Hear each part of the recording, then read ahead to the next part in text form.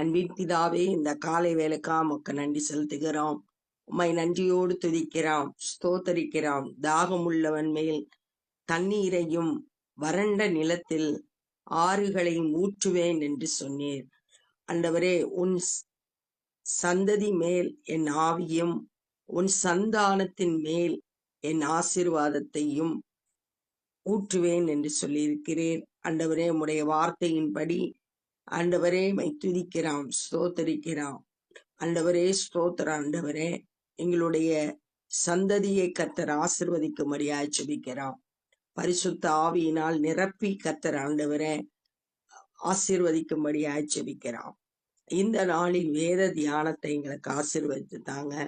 நேசிக்கிற இயேசு கிறிஸ்துவின் இனிய நாமத்தில் கேட்கிறோம் பிதாவே, ஆமென். 2 சாமுவேல் 18வது அதிகாரம் 17வது வசனம். அவர்கள் அப்சலோமை எடுத்து அவனை காட்டில் உள்ள பெரிய குழியிலே போட்டு அவன் மேல் மகா பெரிய கற்குவியலை குவித்தார்கள். முந்தின பகுதியில நம்ம பார்த்தோம், அப்சலோம் ஒரு கருவாலி மரத்துல அவன் முடி சிக்கிருச்சு, வானத்துக்கும் பூமிக்கும் நடுவுல தொங்கிட்டு இருந்தான். யோவாப்பு போய் அவனை கொன்னு போட்டான் அப்படின்னு சொல்லிட்டு முந்தின பகுதியில நம்ம வாசித்தோம். இப்ப அவனோட உடலை ஒரு குழி வெட்டி, பெரிய குழி வெட்டி அதுல போட்டு கல்லை வச்சு குமிச்சு வச்சுறாங்க. இஸ்ரவேலர் எல்லாரும் அவரவர் தங்கள் கூடாரங்களுக்கு ஓடி போனார்கள். எல்லாம் அவரவர் இடத்துக்கு, ஏன்னா ராஜா செத்துட்டாரு, இனி என்ன செய்யன்னு தெரியாதனால எல்லாம் அவங்கவுங்க கூடாரத்துக்கு போயிட்டாங்க. ஆனா ஒரு நல்ல ராஜாவா இருந்தா அவரை கல்லறையில அடக்கம் பண்ணியிருப்பாங்க. தேசம் துக்கம் கொண்டாடும், அப்படித்தான் இருக்கும். ஆனா இப்ப அவங்களுக்கு தலைவர் இல்லாதனால அவங்க ஒண்ணும் செய்ய முடியல. எதிரி ஜெயிச்சிட்டாங்க அப்படின்றதுனால இவங்களால ஒண்ணும் செய்ய முடியல.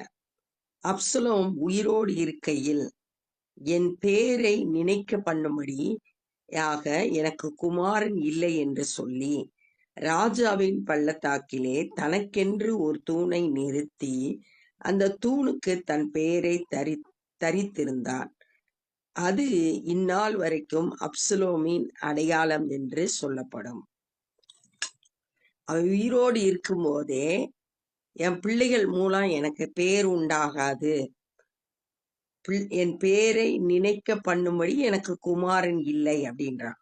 ஆனா அப்சலோமுக்கு 3 ஆண் பிள்ளைகளும் ஒரு பெண் பிள்ளையும் இருந்தது அப்படின்னு சொல்லிட்டு இதே 2 சாமுவேல் 14வது அதிகாரம் 27வது வசனத்துல சொல்லப்பட்டிருக்கு. ஆனா பிள்ளைகள் மூலம் எனக்கு பேர் உண்டாகாது, அதனால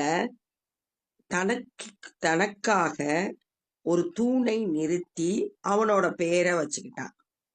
அப்ப அவனுக்குள்ள தன்னை எல்லாரும் மதிக்கணும், தான் தான் அப்படின்ற எண்ணம் அவனுக்குள்ள இருந்துச்சு. தன்னையே மையமா வச்சு வாழ்ந்தான்.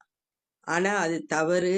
நம்ம கர்த்தரை மையமா வச்சு என் வாழ்க்கை மூலம் கர்த்தருடைய நாம மகிமைப்படணும், அதுதான் சரியான கிறிஸ்தவ வாழ்க்கை. யோவான் ஸ்நானகன் கூட சொல்றாரு, நான் சிறுகவும் நீர் பெருகவும் வேண்டும்.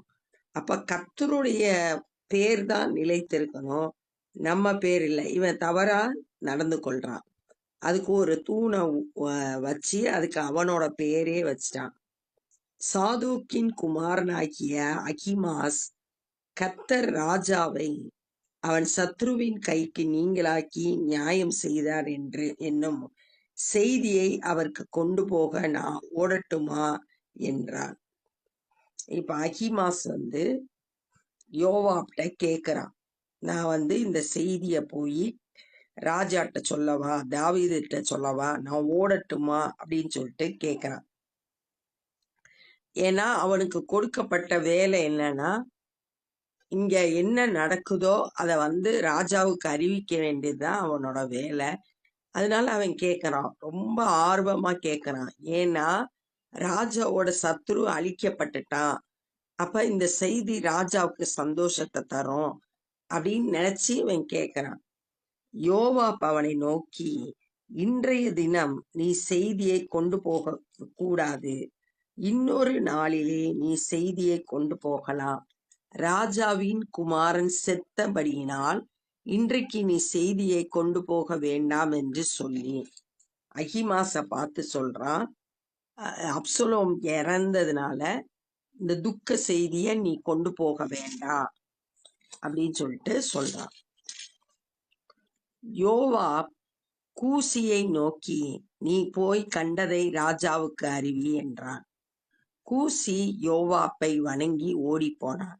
அகிமாஸ் கேட்டப்ப வேண்டான்னு சொன்னா, ஆனா இப்ப கூசின்றவனை அனுப்பி இங்க நடக்கிறதெல்லாம் போய் சொல்லுன்னு அனுப்பி வைக்கிறான் யோவாப். சாதோக்கின் குமாரனாகிய அகிமாஸ் இன்னும் யோவாப்பை நோக்கி, எப்படியானாலும் கூசின் பிறகாலே நானும் ஓடட்டுமே என்று திரும்ப கேட்டதற்கு, திரும்ப போய் கேட்கிறான், கூசிக்கு பின்னாடி கூட நான் போறேன் அப்படின்னு சொல்லிட்டு கேட்கிறான்.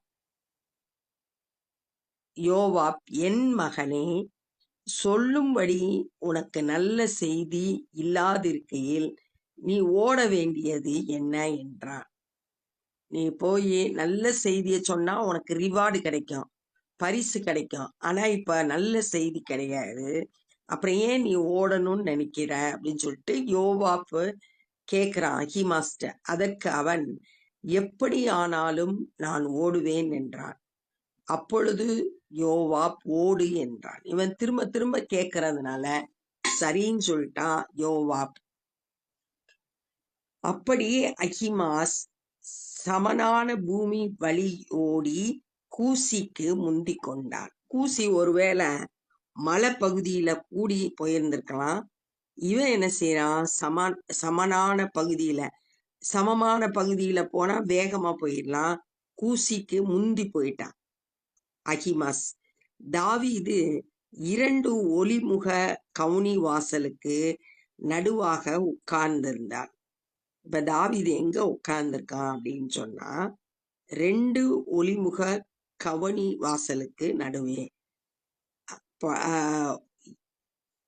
உள்பக்கமா இருக்க கதவு, வெளிப்பக்கமா இருக்க கதவு, 2 கதவுக்கும் நடுவுல இன்னர் கேட் அவுட்டர் கேட், 2 கேட்டுக்கு நடுவுல அவன் சேர் போட்டு உட்கார்ந்துருக்கான், வாசல்ல உட்கார்ந்துருக்கான்.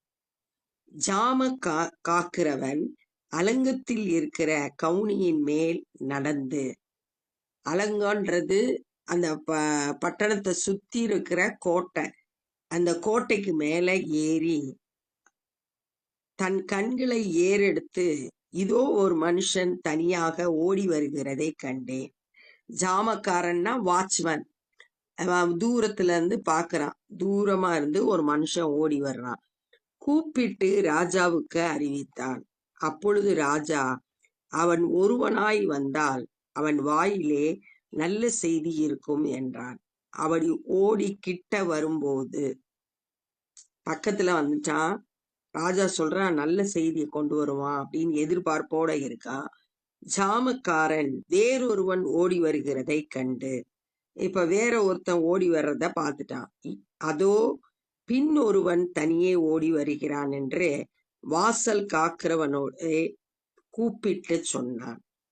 ஜாமக்காரன் வாட்ச்மேன் இப்ப வாசல் காவல் காக்கிறவன்ட்ட இன்னொருத்தன் வர்றான் அப்படின்ற செய்தியை சொல்றான். அப்பொழுது ராஜா, அவனும் நல்ல செய்தியை கொண்டு வருகிறவன் என்றான். இவனும் நல்ல செய்தி தான் கொண்டு வர்றான், அவனும் நல்ல செய்தி தான் கொண்டு வர்றான் அப்படின்னு சொல்லிட்டு சொல்றான்.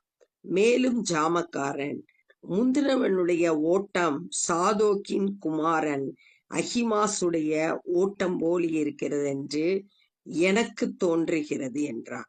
அந்த ஓட்டத்தை வச்சே கண்டுபிடிச்சிட்டான், இது அகிமாஸோட ஓட்டம் அப்படின்னு. அப்ப அந்த வாட்ச்மேன் ரொம்ப கவனமா செயல்படுறான், துல்லியமா கணிக்கிறான், ரொம்ப திறமையோடு செயல்படுகிறான். அப்பொழுது ராஜா, அவன் நல்ல மனுஷன், அவன் நல்ல செய்தியை சொல்ல வருகிறான் என்றான். அது ரொம்ப நல்ல மனுஷன், நல்ல செய்தியைத்தான் சொல்லுவான். தாவீதோட எதிர்பார்ப்பெல்லாம் ஏதோ ஒரு நல்ல செய்தி வருது, நல்ல செய்தி வருது அப்படின்னு சொல்லிட்டு எதிர்பார்த்திருந்தான். அகிமாஸ் ராஜாவை நோக்கி சமாதானம் என்று சொல்லி முகங்குப்புற விழுந்து ராஜாவை வணங்கி, ராஜாவாகிய என் ஆண்டவனுக்கு விரோதமாக தங்கள் கைகளை எடுத்த மனுஷரை ஒப்பு கொடுத்திருக்கிற உம்முடைய தேவனாகிய கர்த்தருக்கு ஸ்தோத்திரம் உண்டாவதாக என்றார். ராஜாவை வணங்குறான். உன்னோட எதிரிய கைய எடுக்காதபடிக்கு ஒப்பு கொடுத்திருக்காரு, அதுக்காக ஆண்டவருக்கு ஸ்தோத்திரம் அப்படின்னு சொல்லிட்டு ஆண்டவருக்கு நன்றி சொல்றான். அப்பொழுது ராஜா பிள்ளையாண்டான் ஆகிய அப்சலோம் சுகமாய் இருக்கிறானா என்று கேட்டதற்கு, ஆனா தாவீதோட ஏக்கம்லாம் அப்சலோம் உயிரோட இருக்கணும், செத்து போயிடக்கூடாது. யுத்தம்னா மரணம் சம்பவிக்கிறதுக்கு வாய்ப்பு இருக்கு.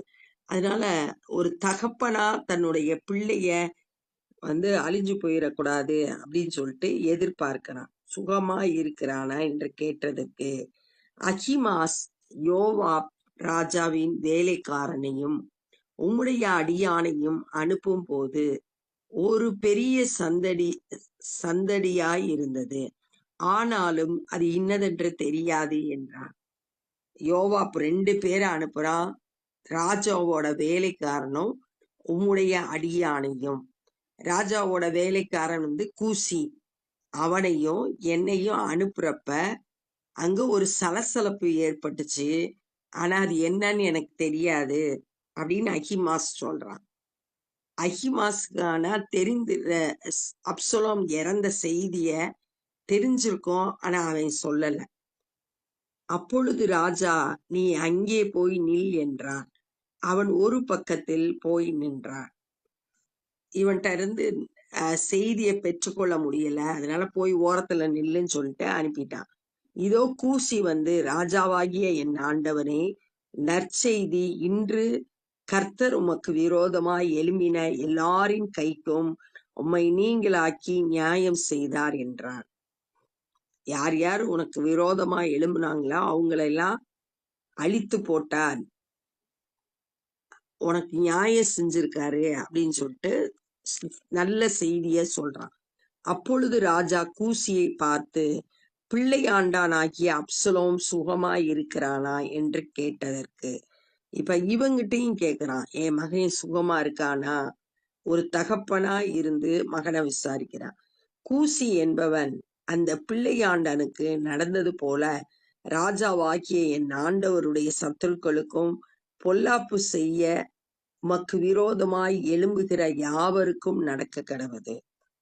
இப்ப என்ன சொல்லிடுறான், இந்த மாதிரி பொல்லாப்பான காரியம் உம்மை எதிர்க்கிறவங்களுக்கு நடக்கட்டும் அப்படின்னு சொல்றான். அப்பொழுது ராஜா மிகவும் கலக்கமாயிடுச்சு, பையனுக்கு ஏதோ நடந்துருச்சு அப்படின்றத அறிந்து கவுனி வாசலின் மேல் வீட்டுக்கு ஏறி, கேட்டோட மேல் வீட்டுக்கு ஏறுறான். கேட்டு வழியா ஏறி அங்க இருக்க மேல் தளத்துல போய் சேம்பர்ல போய் ஒரு மேல் வீட்டுல இருக்க அறையில போய் அழுதான்.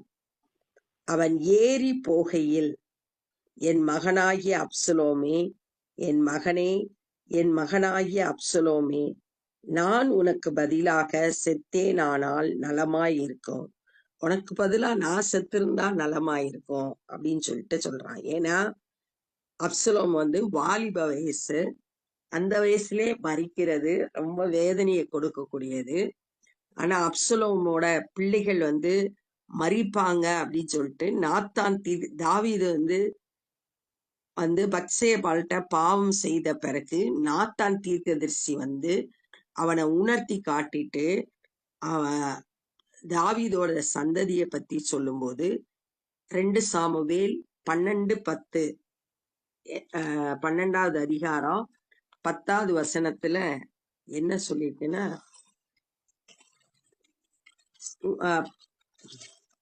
பட்டயம் என்றென்றைக்கும் உன் வீட்டை விட்டு விலகாதிருக்கும். அது மாதிரி இப்ப 2வது பிள்ளையும் மரித்து போயிட்டான். அப்சலோமே, என் மகனே, என் மகனே என்று சொல்லி அழுதான். ரொம்ப துக்கம். அப்சலோம் மரித்தது, தன்னுடைய சொந்த பிள்ளை மரித்து போயிடுச்சு. ஒருவேளை அவன் தாவீதுக்கு எதிரா எழும்பி இருந்தாலும் தாவீது தான் பிள்ளை அப்படின்றத துக்கம் கொண்டாடுறத இங்க என்ன சொல்லி அழுதான் அப்படின்னு பார்க்கும். அப்ப இதுதான் தகப்பனுடைய அன்பு. இத மாதிரிதான் கர்த்தரும் நம்மளை நேசிக்கிறாங்க.